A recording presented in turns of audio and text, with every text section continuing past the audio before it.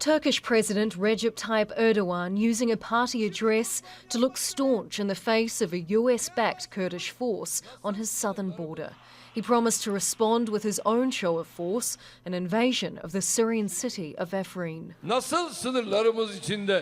Just like we do not let the Kurdistan Workers' Party, or PKK, open their eyes within our borders, we are determined to vanquish them on the other side of our border. God willing, in the coming days, we will continue the operation to purge our southern border from terror.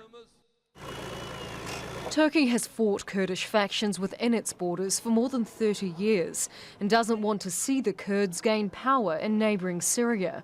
But the Americans have regarded Kurdish forces as an effective tool against ISIL.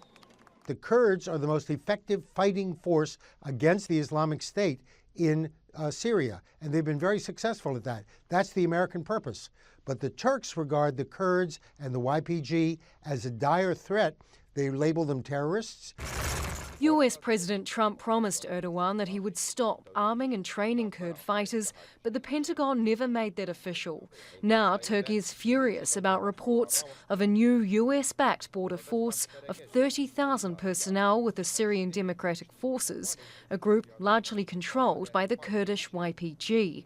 They will reportedly deploy along the border of Turkey, Iraq to the southeast, and the Euphrates River Valley, the dividing line with Assad's military.